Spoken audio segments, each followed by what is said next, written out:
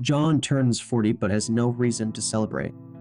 Despite having tried hard and even managed to complete his studies, his career did not take off. He is deeply saddened because his friends, who he thinks tried less, seem to have achieved much more. Not because of effort in John's view, but simply because they seem to have the right social skills that were never very present in John. He will celebrate his birthday alone in his apartment, or not so alone, as his pet cat was there. John opens his bottle of whiskey, and within a few hours he drinks half of it. During the next half of the bottle, he begins to remember his adolescence and the dreams he had. John was always very ambitious. He tried so hard, but he didn't get anywhere near what he expected. He looks out the window of his dusty apartment, looks at the cars passing by, tiny ones below. At the top, the city lights, and the bottom of the night with the stars. While whiskey dampens the noise of traffic, at the same time it increases the sound of your thoughts. John is bothered by his mental turmoil. He gets up and starts walking to his bed. On the way, his shirt catches on a nail he had used to fix a piece of his old kitchen table. He thinks he should have changed his shirt as soon as he got home. But now it's too late, the damage is done. The worst thing is that it was John's favorite shirt. He gets frustrated, and when he puts his hand in his pocket to get a cigarette, he realizes it's gone. He then decides to go down to buy a cigarette. When he gets to the street, he trips on the sidewalk and hits his face on the ground. John is unconscious for a few seconds. He is then woken up by a man who asks, "Do you want me to fix your shirt?" Says the gentleman. Thanks for asking if I'm okay. Replied John. "I'm a tailor, not a doctor." Replies the gentleman acidly. What is your name? John asks. "I'm just a tailor. My name doesn't matter." John sees that behind the tailor is a small garage where he apparently carries out his work. He accompanies the tailor into his small workshop. The tailor looks at the tear in the shirt and looks at John apprehensively, then says, "I'll need to ask some questions to get it sorted. Is there any frustration that is bothering you?"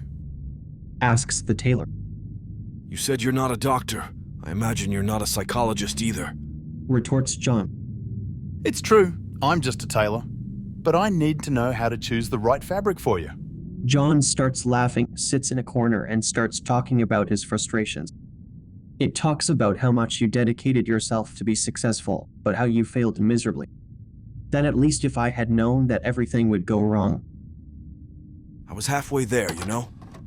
And it sucks. I didn't even enjoy life like my friends who never cared about anything. But I also didn't get the reward of my friends who worked hard to have everything. I was left in limbo, and they could both point at me and laugh, because I worked like some to get the result of others. "Got it. I know which fabric to get." Says the tailor, who goes to a desk and, from the drawer, takes out a piece of brown fabric. It's brown, my shirt is blue. John claims. "Is the tailor here you or me?" Look, if a chef at a 5-star restaurant serves me a shitty dish, I won't eat it. I'm not a chef, but I know how to recognize a piece of shit. "Let me sew, and you will understand." The tailor sews the piece of fabric into the tear in the garment, and when he is finished, the brown fabric turns blue, and the garment looks brand new. John looks perplexed. "The patch never looks like the real thing, but it must be useful for something." Says the tailor. How much do I owe you? Says John, still confused. "Nothing. Just go buy your cigarette carefully, so as not to ruin my work." John buys his cigarette, returns home, and ends up falling asleep with the cigarette lit. The embers from the cigarette fall onto some plastic while he sleeps, and a horrible burning smell begins to rise.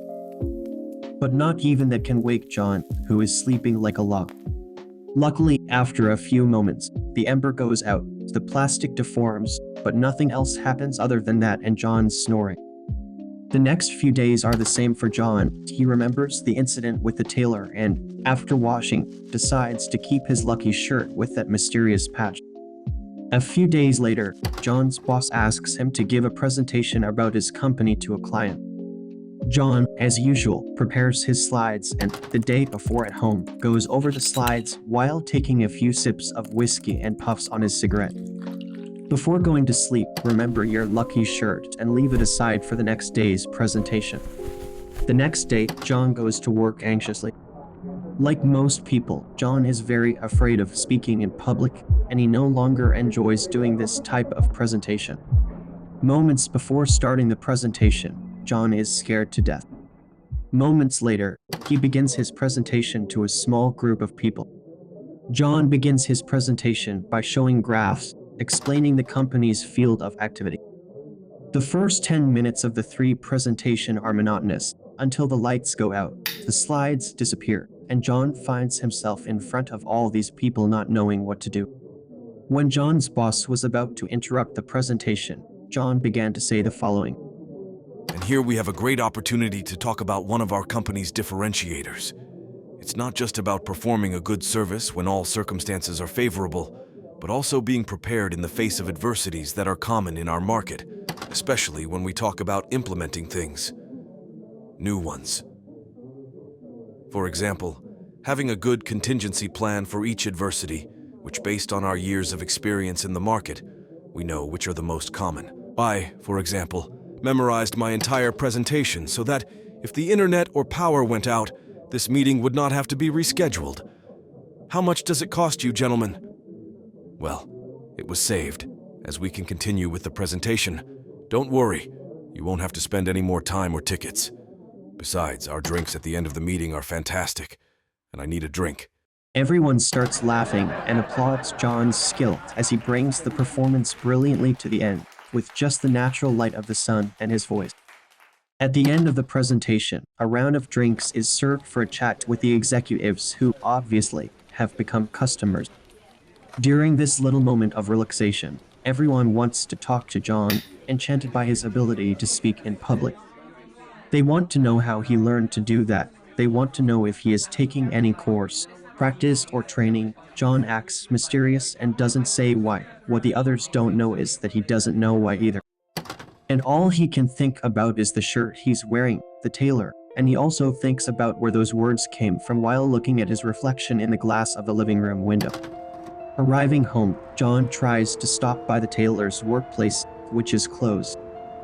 John goes home and decides to wash the shirt to wear the next day. After all, if it really were magical, lucky, or something like that, it would work the next day too. John smiles as he washes the shirt, thinking, this shirt really looks like it's good luck. Strangely, the next day, John is able to interact with others very easily. He is confident, and of course the following presentations to clients were all forwarded to John by the head of the department. Every presentation got better than the other. In fact, even the other employees of the company started to want to go to the presentations. It became a kind of show, all because of John's ability to present with a lot of insight, humor, and improvisation. More and more executives became the company's clients, and John's commissions grew larger and larger. One day, John's boss calls him and says, I don't know what's gotten into you, but keep it up. Here's your promotion. John finally got what he wanted. All that suffering he went through, frustration, shame, and disappointment went away. John's heart fills with emotion. He wants to cry with emotion, but when he thought that the relief of tears would let all the emotion drain away out, he realizes he can't, and out of his mouth comes only a smile, a thank you, and a joke. John's boss laughs, thanks him for everything he's doing for the company, and John leaves the room beaming for everyone, but very bad inside. Because John can't understand why he couldn't cry, and that feeling of retained feelings is heavy in his heart, and his head is left with an irritation typical of someone who hasn't let out what they feel. The next day, John leaves home to go to work. Everyone has gotten used to the fact that John wears the same shirt every day. It became a joke, but no one cared, because John's charisma was more radiant than any other detail. John sits down in a small cafe to have breakfast, notices that his back hurts a lot. He tries to alleviate the pain by placing his shoulders on the table and his hands on his chin, and realizes that he can't. A message arrives on your cell phone. It says this posture is not good for your image. John is extremely scared. He doesn't know who sent the message, and what's worse, apparently someone was having control over his body. John runs home and immediately tries to change his shirt, realizing he can't. It's stuck together almost like skin. Another message arrives on his cell phone. I already helped by stopping the ridiculous crying, the elbows on the table, and everything, and now you want to take me out of the game. We need to take care of its image. John calls work saying he won't be able to go because he needs to see the doctor, but he stays at home, waiting for nightfall. He set up a tent waiting for the tailor to arrive, but he doesn't show up. John tries to drink whiskey to see if the tailor shows up, but the shirt holds his arm, and he can't bring the glass to his mouth. John gives up drinking, sits, and waits against the wall. He falls asleep on the sidewalk, and when he opens his eyes, there is the tailor. I thought it would take longer for you to come. Says the tailor. Apparently you already know what it's about, don't you? Okay, I already understood the lesson. This crap was good for getting what I wanted, but I also want to have space to be who I am. There's no need to go to extremes, right? What is that? A kind of moral lesson? Does that mean I can't want to be successful without giving up everything? Do I have to accept being in shit and living like a monk or something? Things aren't like that. I can have things balanced. Now I can't drink anymore. I can't put my elbows on the table. I can't express myself anymore, and words come out of my mouth even if I think otherwise. It's true. It was important. But it feels like I'm a video game character, an NPC, being commanded by this damn shirt. I'm not a doctor or psychologist, John, as we've already discussed. Everything you're saying doesn't interest me at all. Says the tailor. Listen, I already told you. I wasn't doing well financially. Being left with nothing isn't good either. Trust me, now that things are working out, does divine punishment need to come? Like, as if everyone who wanted something better had to sell their soul to the devil, or was evil. What a pathetic thing. I know it's not that way, but if you're going to throw this cursed thing at me, then I'd rather stay in my previous life. And alone I'll try with all my might to improve my situation. If that was the lesson, okay, already understood. Going along the middle of the road seems to be something a little lukewarm. And as you said before, John, it's the worst of all worlds.